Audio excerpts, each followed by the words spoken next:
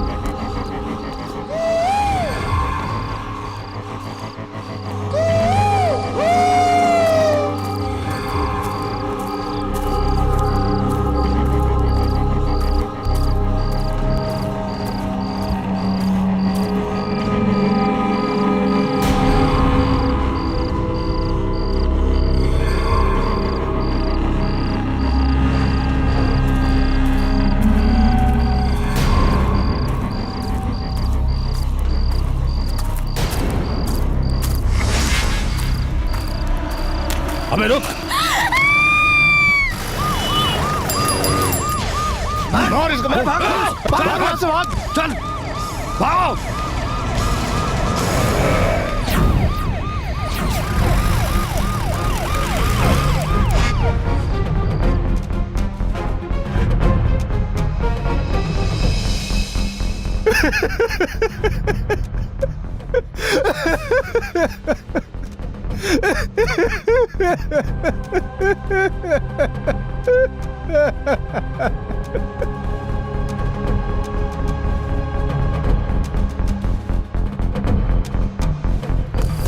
अबे आज तक किसी गवाह को हमने जिंदा नहीं छोड़ा। भैया जी वो तो पुलिस आ गई, वरना उधर ही काट डालता उसको। ये सफाई नहीं सुनिए तेरी। इससे पहले कि वो पुलिस को हम तक पहुंचाए, ठिकाने लगा दे उसको। ठीक है भैया जी, अब तो उसे ठिकाने लगा कर ही आपको शक्ल दिखाऊंगा। ए चलो।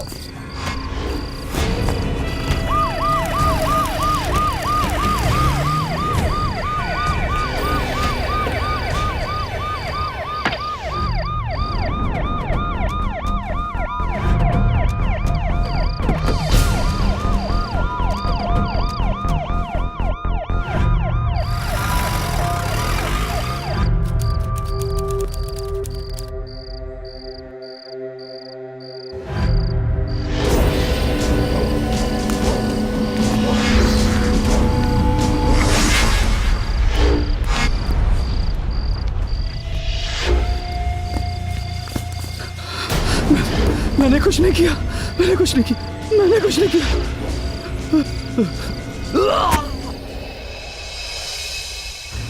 आज तक किसी गवाह को जिंदा नहीं छोड़ा। एक और फैमिली शिकार बनी कच्चा बनियान गैंग। पूरे प्रदेश में दहशत है। क्या ये लोग कभी पकड़े नहीं जाएंगे?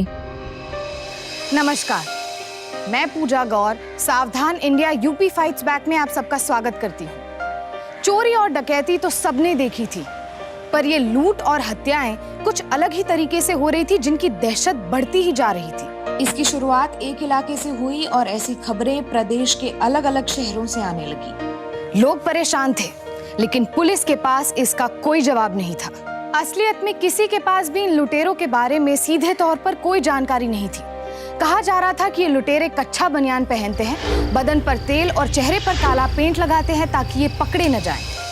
कुछ लोगों का तो ये भी कहना था कि ऐसी कोई गैंग थी भी या ये महज अफवाहें थी, क्योंकि उन्होंने किसी भी चश्मदीद गवाह को जिंदा नहीं छोड़ा था जो उनके बारे में कुछ बता सके। ये लुटेरे अंधेरे में आते थे और अंधेरे में ही खो जाते थे, और मीडिया ने इन्हें कच्चा बनियान गैंग नाम दे दिया था।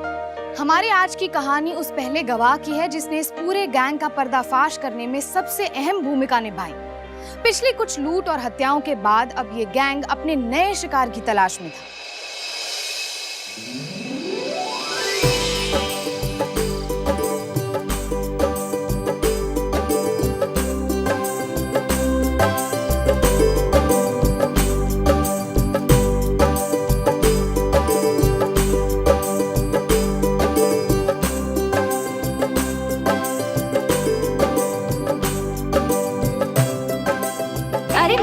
कैसी हो? अच्छी हूँ। और ये चुटकू सो गया? हाँ सो गया। बैठो खाना वाना खाना। हाँ आंटी ये प्लेट कहाँ रखूं? बेटे ये रसोई घर में रख दो। मम्मी चलो चलो चलो चलो चलो आप बैठो।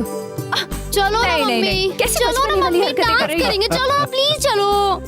अरे देखो ना कैसे नाटक कर रही है। आपकी बेटी है ना, बिल्कुल आप पे गई है। नहीं करना ना आपको डांस। नहीं। मैं तो जा रही हूँ।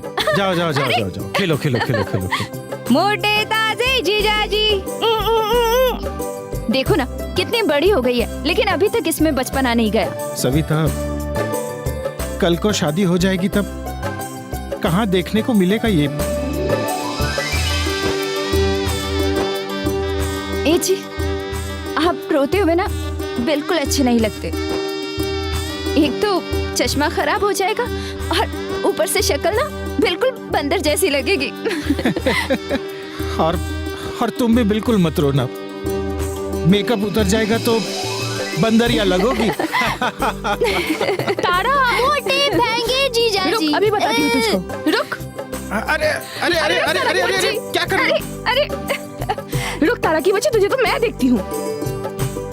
हाँ, तेरी रुक। मोहनलाल जी हर बाप की तरह बेहद खुश थे क्योंकि उनकी बड़ी बेटी उषा की शादी एक अच्छे खानदान में होने जा रही थी। शादी में बस एक ही दिन बाकी था और मोहनलाल जी का परिवार सुबह से ही शादी की आखिरी तैयारियां करने में जुटा था। और अब आई थी मेहंदी की रात।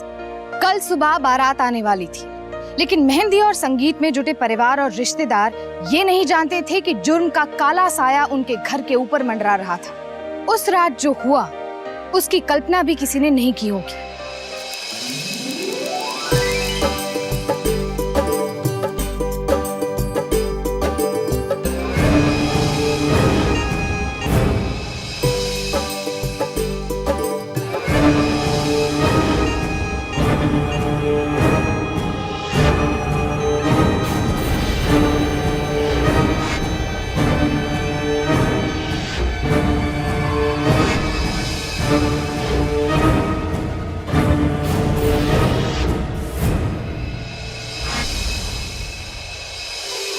कल बारात आ जाएगी और सामान अभी तक पूरा आया भी नहीं है।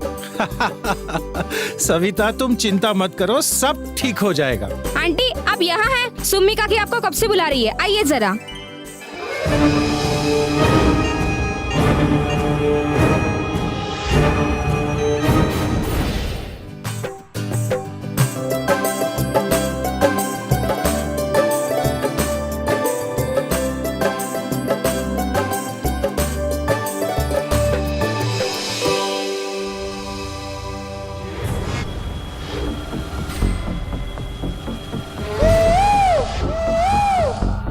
पापा, अरे मेरी बच्ची,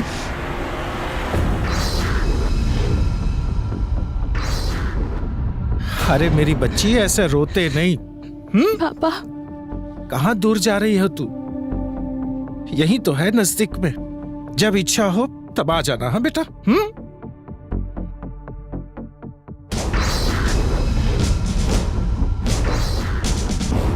चाय बनाना है। अरे ये लाइट कैसे चली गई? रुक जा, मैं देख कर आती हूँ। हाँ जा देख कर आ।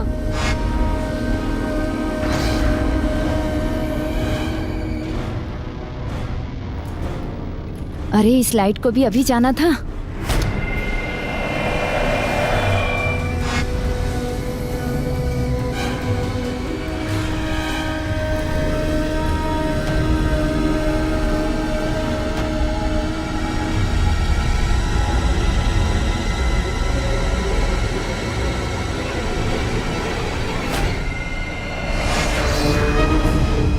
चलो जाके देखते हैं, पर पहले मैं कबाड़ बंद कर लूं। हाँ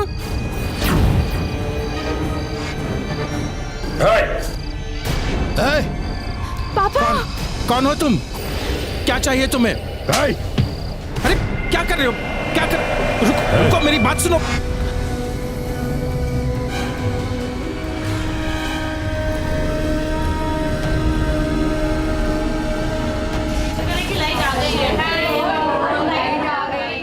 लगता है किसी ने शरारत में ना मेन स्विच बंद कर दिया था। अब लाइट आ गई ना, चलो चलो आप अपनी रस्म शुरू करो, अच्छी अच्छी मेहंदी लगाओ। अरे ये तारा और उषा कहाँ है? ये दोनों लड़कियां भी ना अभी तक इनका बचपना खत्म नहीं हुआ। मैं अभी इन्हें बुलाती हूँ। तारा, उषा, अजी सुनते हो?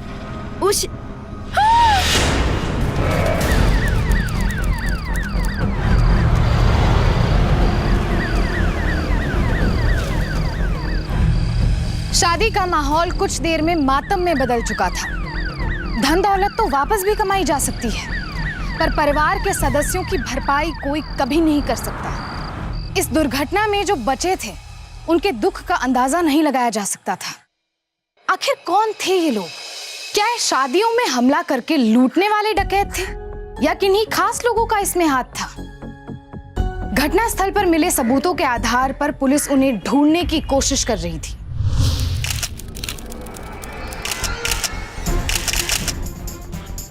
हाँ चौबे जी, कुछ मालूम पड़ा? सर पता चला, रात को मेहंदी के टाइम लाइट चली गई और और वो मोहनलाल जी और उनकी फैमिली का क्या हुआ? सर मोहनलाल जी को भी चोट आई है, पर वो ठीक हैं। और सर बड़ी बेटी जिनकी शादी थी उषा, सर वो नहीं बची। सर उनकी छोटी बेटी तारा अभी भी सीरियस है सर। ऐसी चौबे जी आप एक काम कीजिए, चौकी की हर पुलिस को इन्फॉर्म कीजिए कि वो आने जाने वाली हर गाड़ी को चेक करें और शहर का चप्पा चप्पा छान मारिए। मुझे उन कमीनों की अपडेट चाहिए जल्द से जल्द। जी सर। और आप लोग, मुझे फॉरेंसिक जांच की रिपोर्ट चाहिए immediately. Yes sir. Choubey ji ये यस पेंट और ऑयल के निशान देख रहे हैं? कुछ ना कुछ चक्कर जरूर है। चौबे जी वो लोग पीछे के दरवाजे से आए होंगे। मतलब ये लोग शातिर लोग हैं सर, इन लोगों की ये पहली चोरी नहीं हो सकती है सर। उनको ये बात पहले से ही मालूम होगी कि शादी वाला घर है, इसलिए भाई गहने और पैसे तो खूब मिलेंगे। पहले उन लोगों ने मेन स्विच ऑफ किया। लोग घबरा के जब घर से बाहर भागे तो इसी अफरा तफरी का फायदा उठा के वो लोग अपना काम खत्म करके निकल गए। सर आसपास के इलाकों में ऐसी कई वारदातें हुई हैं। मीडिया ने इस गिरोह को कच्चा बनियान गिरोह नाम दे रखा है सर। कच्चा बनियान गैंग, बढ़िया नाम है। लेकिन चौबे जी ये कच्चा बनियान जींस जो भी गैंग है, अब हमारा ये फर्ज बनता है कि ये घटिया वारदात वो लोग दोबारा ना कर पाए। पूरी कोशिश रहेगी सर। आप यहाँ का काम देखिए, मैं हॉस्पिटल होके आता हूँ। Okay sir. Kachcha Baniyan gang.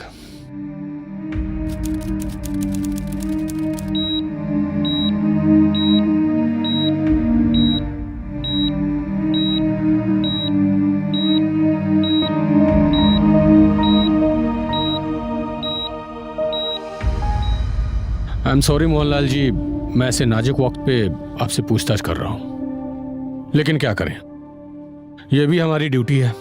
अच्छा मोहनलाल जी, आपने रात को कुछ ऐसा देखा, कुछ ऐसा सुना जिससे उन कातिलों तक पहुंचने में हमारी मदद हो सके? मैं और मेरी बेटी उषा मेरे कमरे में थे। कल उसकी शादी थी तो कुछ ज्यादा ही भावुक हो गई थी। अचानक हमारे घर की लाइट चली गई। क्या हुआ क्या नहीं वो देखने के लिए हम आगे बढ़ ही रहे थे कि अचानक कमरे में दो साए आए। हम कुछ सोचे समझे उसके पहले उन लोगों ने हमें मारना पीटना शुरू कर दिया।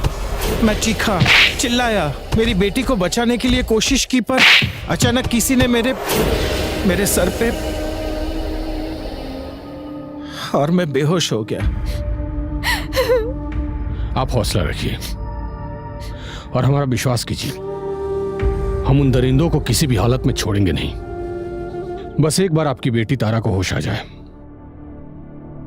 ताकि उन कातिलों की पहचान हो सके।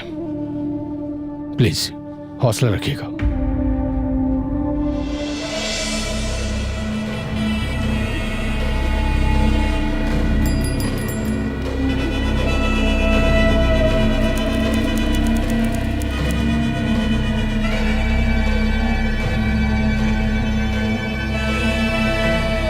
बुड्ढे ने कुछ ना देखो। और लड़की ने देख लिया है सब, और लड़की हमें फंसा सकती है। बंदोबस्त कर लो उसका। उस लड़की की आंखें नहीं खोलनी चाहिए, बस। भैया जी आप टेंशन ना लो, उस ससुरी को तो मैं हॉस्पिटल में ही मार दूंगा भैया जी। हाँ ठीक है ठीक है। अब इस बार शादी के मौसम में बड़ी अच्छी बॉडी हुई है, हाँ? उठाओ उठाओ माल उठाओ। कुछ खा लेते हैं। अरे गिल्लो आ जाओ, गिल्लो आ जाओ।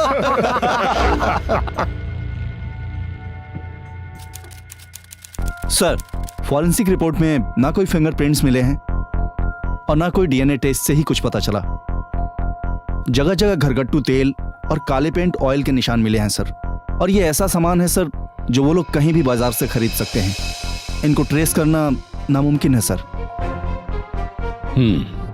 और वो चाकू के घाव? सर वो चाकू जो है वो किचन वाला चाकू है। चौबे जी, यही तो दिक्कत है।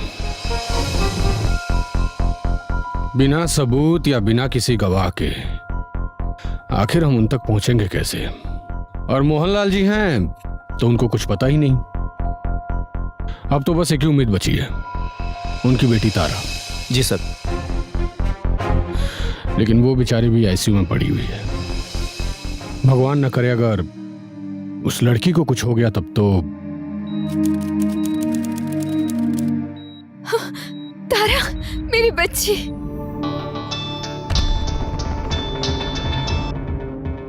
हेलो जी इंस्पेक्टर साहब, वो तारा को होश आ गया है। क्या बात कर रहे हैं? That's good. अच्छा, हम अभी आते हैं। नाइस। चौबे जी। जी सर। एक गुड न्यूज है, वो लड़की तारा को होश आ गया। Good sir. चलिए आइए। आइए सर।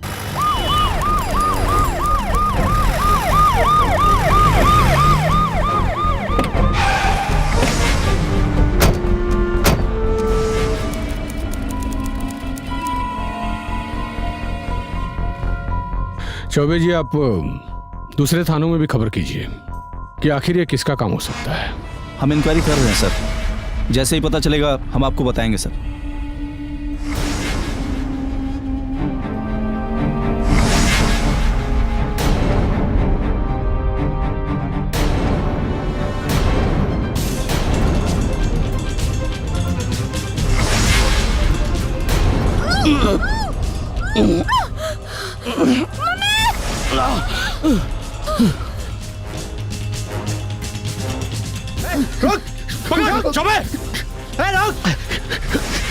हाँ, क्या हुआ? तारा,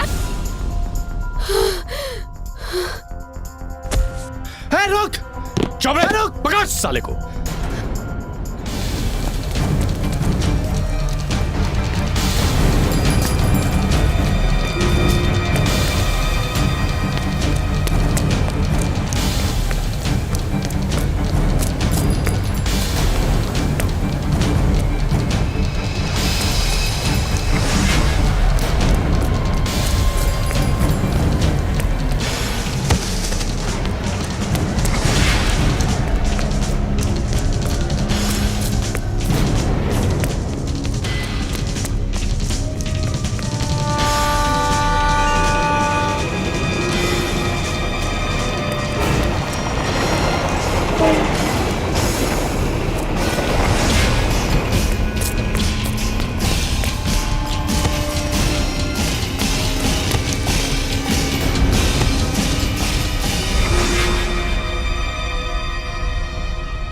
कच्चा बनियान गैंग का आतंक हर तरफ था। आज तक उन्होंने किसी गवाह को जिंदा नहीं छोड़ा था। अपना वजूद बचाने के लिए उसी गैंग के एक सदस्य ने हॉस्पिटल में तारा पर हमला किया। यानी ये कोई आम लूट का मामला नहीं था। ये लुटेरे बेहद खतरनाक होने के साथ साथ संगठित भी थे।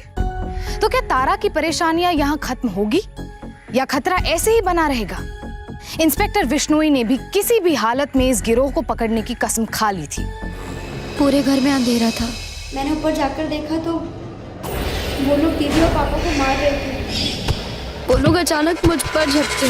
मैंने उनसे बहुत लड़ाई की। उस आदमी का मैंने चेहरा नोचा तो उसके तो कुछ काला रंग मेरे हाथ में आया। फिर किसी ने मेरी दीदी को चाकू से मारा। मैं कुछ कहने चाहती उससे पहले उसने मुझ पर भी हमला कर दिया और फिर मुझे कुछ याद नहीं है। अच्छा, आपको उस आदमी का चेहरा याद है? मैं वो चेहरा कभी नहीं भूल सकती। वो सब लोग कच्छा पहने हुए थे और अपने बदन पर काला रंग पोता हुआ था। कच्चा बनियान गैंग। ठीक है, मैं अपने डिपार्टमेंट के स्केच आर्टिस्ट को बुलवा लेता हूँ। अगर एक बार उस आदमी का चेहरा बन गया तो फिर वो कहीं छुप नहीं सकता। लेकिन इंस्पेक्टर साहब, पुलिस की मदद करने में कहीं ऐसा ना होगी हमारे बच्चे। देखिए, आप उसकी चिंता मत कीजिए। मैंने ऑलरेडी 2 कांस्टेबल आपकी बेटी की हिफाजत में रख छोड़े हैं। वो घर, हॉस्पिटल, हर जगह 24 घंटे इनकी सुरक्षा में रहेंगे जब तक वो दरिंदे पकड़े नहीं जाते। चौबे, सर इस गैंग का पता किया सर। ऐसे बहुत से केस हुए हैं सर जिसमें आज तक विटनेस नहीं मिला है सर। लेकिन चौबे इस बार बचेगा। धर दो पहुंचेंगे। गंगाराम जी। Yes sir. और पांडे जी, आप लोग इस लड़की की हिफाजत अपनी जान से बढ़कर कीजिएगा। इस लड़की का जिंदा रहना हमारे लिए बहुत जरूरी है। वो लोग एक बार नाकाम हो चुके हैं, इसलिए दोबारा अटैक कर सकते हैं। कोई चूक ना होने पाए। आप आइए।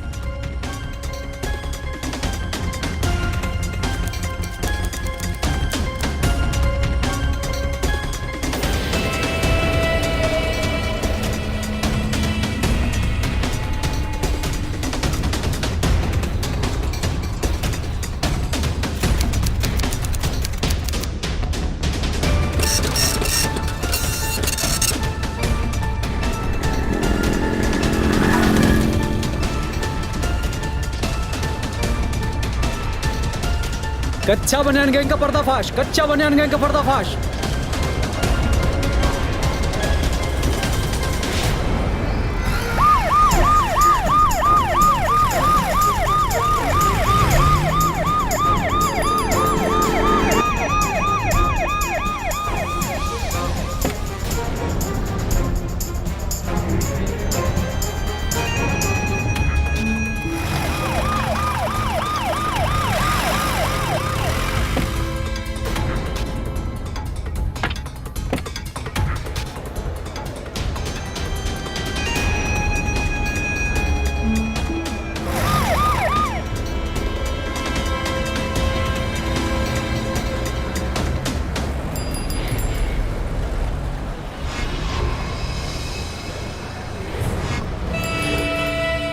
पलटू, इधर आ।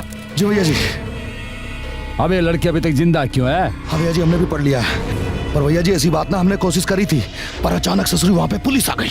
अब एक लड़की नहीं संभली तुमसे, आज फुट अखबार में आ गया, कल पुलिस घर तक पहुंच जाएगी। ऐसी बात ना भैया जी, तब तक तो हम ससुरी को... ना हो तो अच्छा है। अबे समझा कि नहीं? ना हो तो अच्छा है। हर हाल में वो लड़की का मरना जरूरी है, बस। पर भैया जी, पुलिस वालों ने 2 हवलदार भेज दिए उसकी सुरक्षा के लिए। तो हमने भी चूड़ियां पहन के न रखी ना। अबे इतना ही डरता है तो बाप की चक्की पे जाके बैठ और आटा पीस। अबे समझा कि नहीं? जी। हे बल्टू, हमले की तैयारी कर। क्या? चल बे।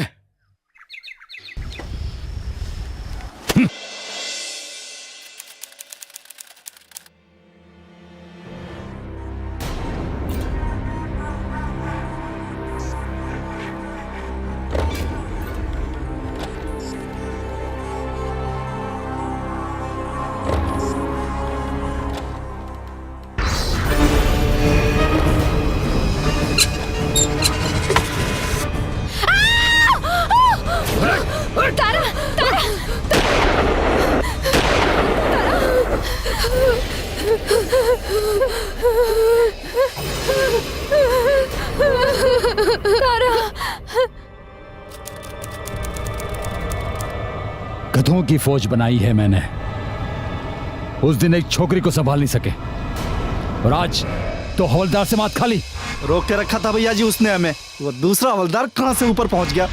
हमला तो कर दिया था हमने। अबे हमला किए तो कौन सा झंडा गाड़ दिए? हाँ? अभी तक वो लड़की जिंदा है।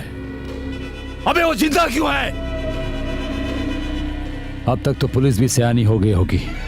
जाकर पुलिस के घर में कहीं छिपा देंगे लड़की को। एक बात कहें भैया जी, जब तक ये मामला ठंडा नहीं पड़ जाता ना, कुछ पल के लिए अंडरग्राउंड हो जाता। अंडरग्राउंड हम नहीं, अंडरग्राउंड वो छोकरी होगी, छोकरी, वो भी 10 गज जमीन के नीचे। शादी का सीजन शुरू हुआ है। भागने का वक्त नहीं है, कमाने का वक्त है, कमाने का। जी भैया जी। कुछ ना कुछ तो करना ही पड़ेगा मुझे। देखिए मोहनलाल जी, आप लोग प्लीज मेरी बात समझने की कोशिश कीजिए। वो लोग बहुत खतरनाक लोग हैं और आप लोगों का यहाँ रहना खतरे से खाली नहीं है। देखिए, इस बार तो पांडे जी ने अपनी जान पर खेलकर आप लोगों की जान बचा ली, लेकिन वो कमीने फिर से अटैक कर सकते हैं। सविता, इंस्पेक्टर साहब सच कह रहे हैं। हम लोग बचने की लाख कोशिश करेंगे तो भी बच नहीं पाएंगे। बेहतर यही होगा कि ये जैसा कहते हैं वैसा हम करें। बताइए हमें क्या करना चाहिए? देखिए, हम तारा को यहां से एक खुफिया जगह पर पुलिस की निगरानी में ले जाएंगे। फिक्र मत कीजिए, वो पुलिस का सेफ हाउस है और वहां पर तारा बिल्कुल सेफ रहेगी। और हाँ, एक खास बात और, आप अपने किसी भी रिलेटिव्स का फोन अटेंड नहीं करेंगे और ना ही किसी रिलेटिव्स को यह बात पता होनी चाहिए कि तारा कहाँ है।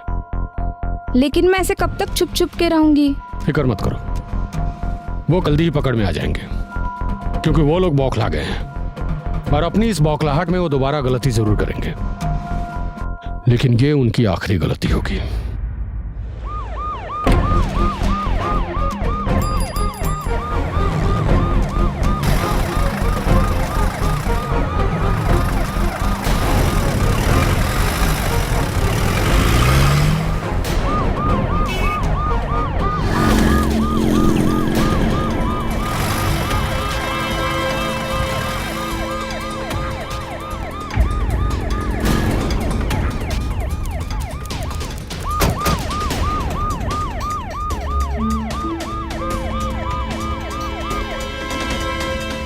अबे खबर मिली है उस छोकरी को पुलिस वालों ने शहर के बाहर किसी खुफिया जगह पे रखा है। कहते हैं वो पुलिस का गढ़ है, कड़ा बंदोबस्त भी है। तो फिर कैसे होगा भैया जी? अबे अगर हम उस तक पहुंच नहीं सकते तो उस छोकरी को हमारे पास आने के लिए मजबूर कर देंगे। अबे समझा कि नहीं? समझ गया भैया जी, समझ गया। पर छोड़ेंगे नहीं, नहीं छोड़ेंगे। चलो अब हम चलते हैं। आप दोनों भी यहीं रुक जाइए ना, मुझे बहुत डर लग रहा है पापा। नहीं बेटे, अब डरने की जरूरत नहीं है। यहाँ पुलिस की सारी टीम तैनात है। तुम यहाँ बिल्कुल सुरक्षित हो। हाँ बेटा, तुम अब आराम कर लो। और हाँ, नींद ना आए ना तो जो डॉक्टर ने दवा बताई है ना, वो खाकर सो जाना। और फिर हम लोग कल सुबह आ ही जाएंगे ना। अपना ध्यान रखना मम्मी।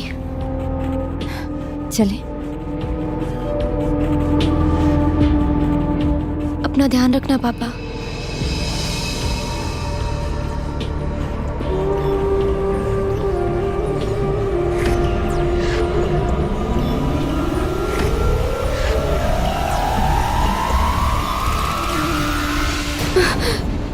Mummy papa. मैडम, आप बाहर नहीं जा सकती। इंस्पेक्टर साहब का हुक्म है, ये आपके मम्मी पापा बिल्कुल सुरक्षित हैं। आप अंदर जाइए, अंदर जाइए।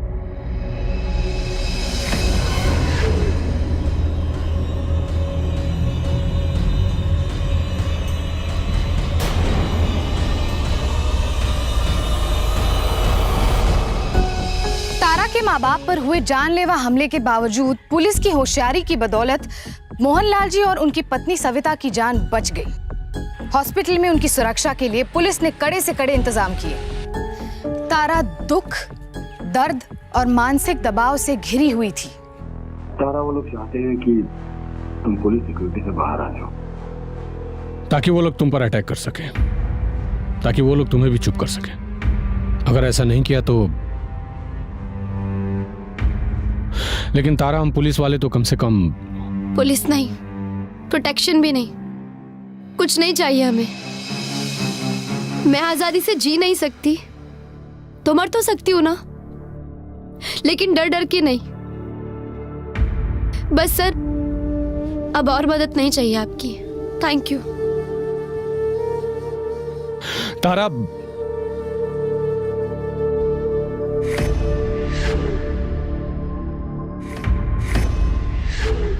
हाँ भैया जी, वो निकल चुकी है। रेडी रहिए आप, ठीक है? सर आप जानते हैं इसमें कितना बड़ा खतरा है? चौबे, हम अच्छी तरह से इस बात को जानते हैं, लेकिन जिस लड़की ने कुछ ही दिनों में अपनी पूरी दुनिया को उजड़ते हुए देखा हो, उसे कैसे समझाओगे तुम? और फिर हम अपनी तरफ से पूरी कोशिश तो कर रहे हैं ना, और फिर इस मासूम लड़की के साथ जबरदस्ती भी तो नहीं कर सकते ना। लेकिन हम फिर भी नजर रखेंगे। आओ। कच्चा बनियान गैंग ने तारा को इतना आतंकित कर दिया था कि अगर वो पुलिस प्रोटेक्शन से बाहर नहीं निकलती तो वो उसके माँ बाप पर बार बार हमला करते। यहाँ तक कि तारा के जानने वालों को भी मारने की धमकियां मिली थी। ऐसे हालातों में क्या सचमुच तारा का विश्वास पुलिस के ऊपर से उठ चुका था? जिस गैंग से आज तक पुलिस नहीं निपट पाई थी, उससे वो अकेले कैसे निपट पाती? तारा इन्हीं ख्यालों में उलझी हुई थी, लेकिन फिर भी एक फैसला वो मन ही मन कर चुकी थी। भैया जी, अबे क्या है, क्यों चिल्ला रहा है? खबर पक्की है, छोकरी घर वापस आ गई है। कहो तो काम तमाम कराएं। ओए नहीं, अबे इस बार कोई गलती नहीं होनी चाहिए। हम सब साथ चलेंगे। उसे सिर्फ मारना नहीं है, उसे ऐसी मौत मारना है कि कल की अखबार की सुर्खियां पढ़कर लोगों में दहशत फैल जाए, ताकि कल को कोई भी हमारे खिलाफ खड़ो न होवे गवाही देने के लिए। समझा? जी भैया जी, ऐसा ही होगा।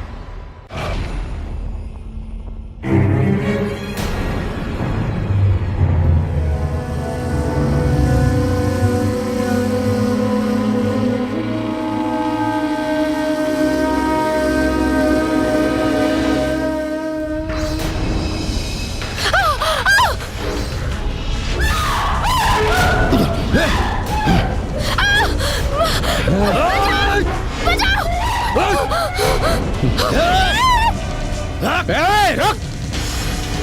बहुत हो गया तेरा चुने बिल्ली का। ज्यादा तमाशा किया ना, यही ठोक। चौबे, ले जाओ इनको। चल चल।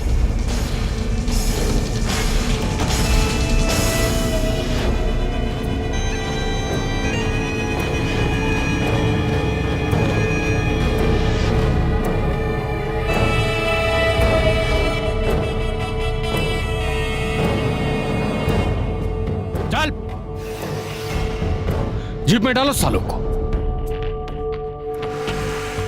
तारा, तुम बहुत बहादुर हो। तुम्हारे साथ इतना कुछ हुआ, लेकिन उसके बाद भी तुमने अपनी जान पर खेलकर हमारी मदद की। थैंक्स तारा, इस कच्चा बनियान गैंग को पकड़वाने के लिए। मुझे आप सब लोगों पर बहुत भरोसा है। छोड़िएगा मत इन लोगों को, छोड़िएगा मत। तुम फिक्र मत करो, इनको मैं कड़ी से कड़ी सजा दिलवा कर रहूंगा। अपना ख्याल रखना।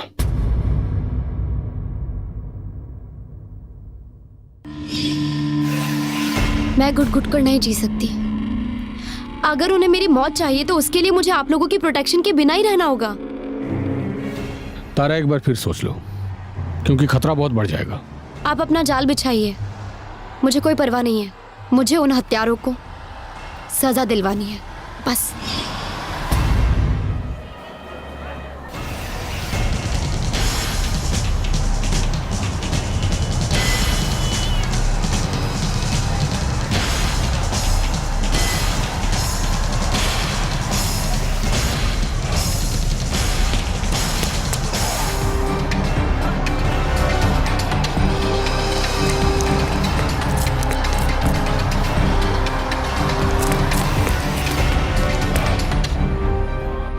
घटना से पहले न केवल उत्तर प्रदेश बल्कि 24 और अलग अलग प्रांतों में 50 से भी ज्यादा घटनाएं घट चुकी थी, जिसमें तकरीबन 20 से भी ज्यादा लोग मारे जा चुके थे।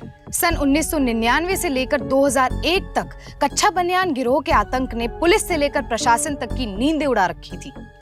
यूपी के इस गैंग के पकड़े जाने के बाद पूरे उत्तर प्रदेश राज्य में कच्छा बनियान गैंग का आतंक खत्म हो गया। बार बार हमलों के बाद तारा के पास दो रास्ते थे, या तो अपने परिवार के साथ किसी सुरक्षित जगह पर चली जाती या फिर वहीं रहकर इन वहशी दरिंदों को उनके अंजाम तक पहुंचाने में पुलिस की मदद करती। तारा ने दूसरा रास्ता अपनाया जो कि बेहद मुश्किल था, लेकिन ऐसा करके उसने कई निर्दोष लोगों की जान बचा ली। कच्छा बनियान गिरोह के लोगों को आईपीसी की धारा 302, 307, 348 और 370 के तहत कड़ी से कड़ी सजा सुनाई गई। पुलिस अगर अपराधियों को पकड़ती है तो उन्हें नागरिकों के भी साहस और सहयोग की जरूरत होती है। हम तारा जैसे लोगों की हिम्मत को सलाम करते हैं जो डर के बजाय साहस को चुनते हैं। अब मुझे इजाजत दीजिए, कल फिर मिलेंगे जुर्म से जंग की ऐसी ही बेमिसाल कहानी के साथ। तब तक के लिए सावधान इंडिया, यूपी फाइट्स बैक। जुर्म से जंग जारी है, अब यूपी की बारी है। तो सावधान